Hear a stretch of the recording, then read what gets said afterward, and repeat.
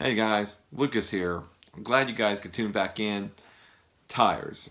Yeah, we're at that stage now, and that's going to be a breath of fresh air in a way for you guys, but also a lot of work to do. Yes, especially if you have damaged tires and they're really bad, there's going to be some work involved. It's not going to be easy work, it's not going to be clean work, but it's going to be rewarding work at the end. And you get an idea on the next tires you find for the next build or whatever. So, why is it so important about the tires?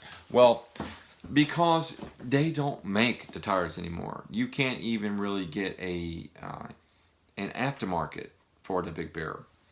Not right now. And I'm working on with some people and other guys how we could come up with a way to make these tires aftermarket and get them out to everybody. But that's in the future, my dream, and so we'll see what happens of that. But right now, we're going to have to get to the point where we're going to have to try to fix these old tires and get them salvage able for a Big Bear in motion.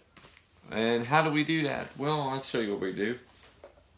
We create a solution of dish soap and warm water in a plastic bin.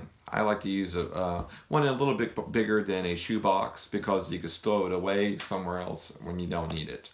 And these bins are not very expensive, and they're like $5. You might be able to find them cheaper than that.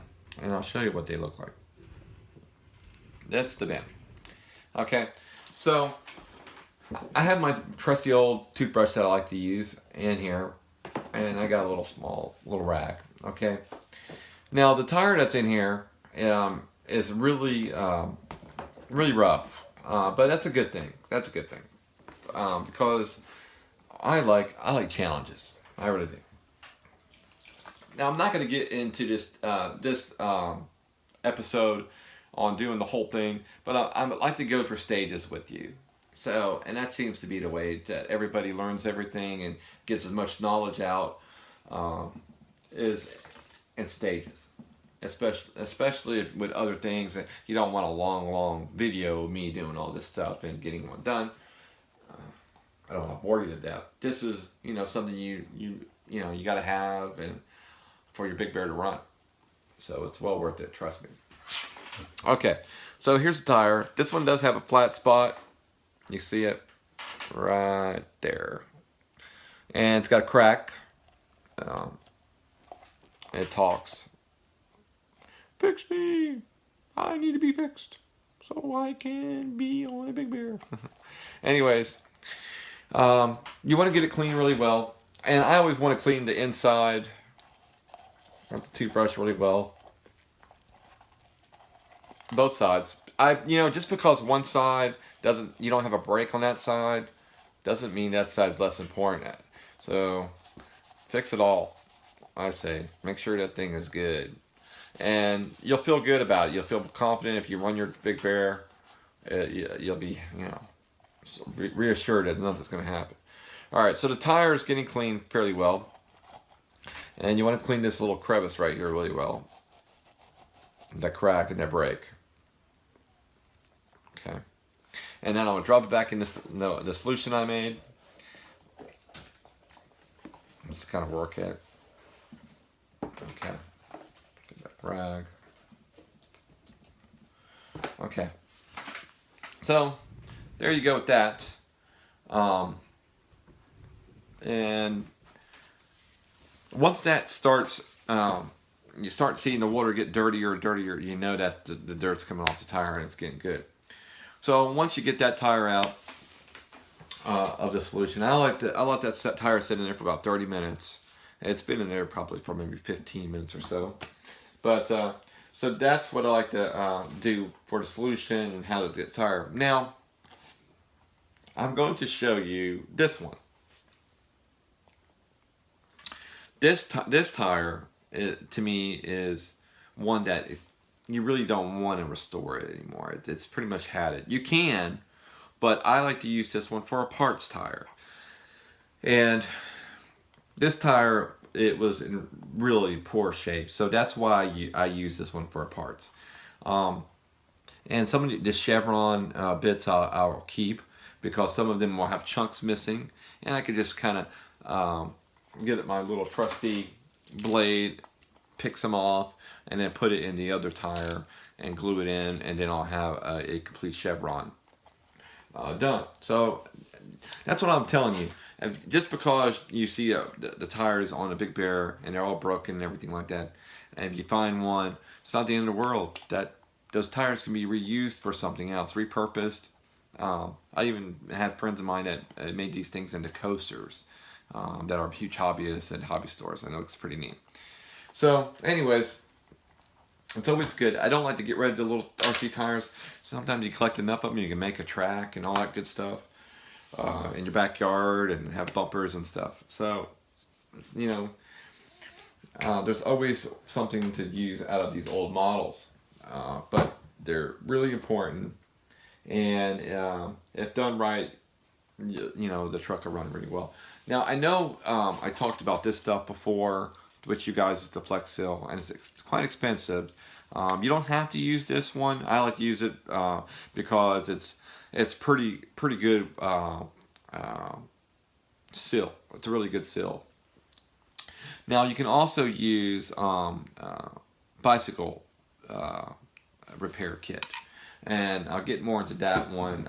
I don't have any that because I don't use that not for a long time, years. I haven't used a bicycle repair kit for a Big Bear tire, but they can be used, and they're not that much money.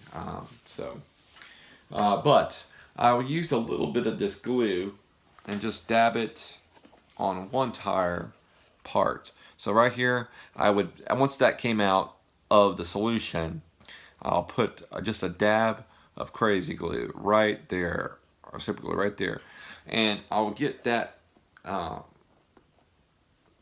nice and even with that as close as possible.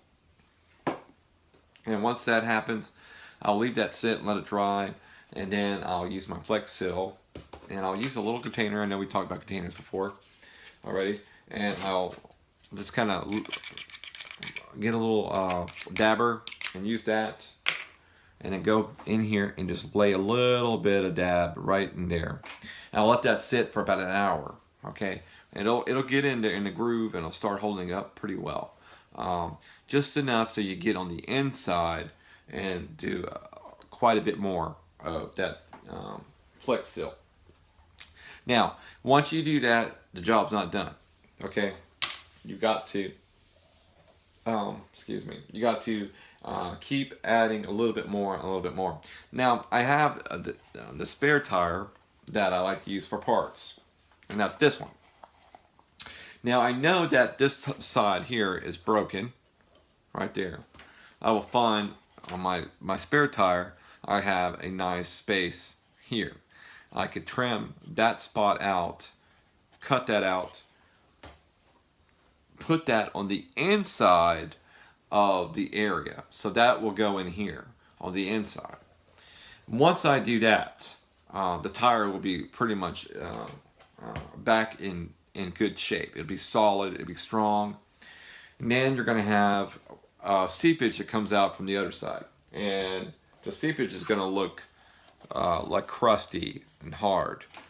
That's fine. That gets sanded down and smoothed it out, and then you could just get a little dab of clear and put it right on there, and it'll look good again. But we'll get in that stage later, and we're gonna get in the other stage on how to cut the pieces out and stuff like that and place them on there. All right. Right now, I don't want to overwhelm you guys. This is a long video, and there's a lot to cover on how to get the tires, but the tires are a huge deal. And we're going to focus on that, and then we're going to get into another subject matter of transmission stuff.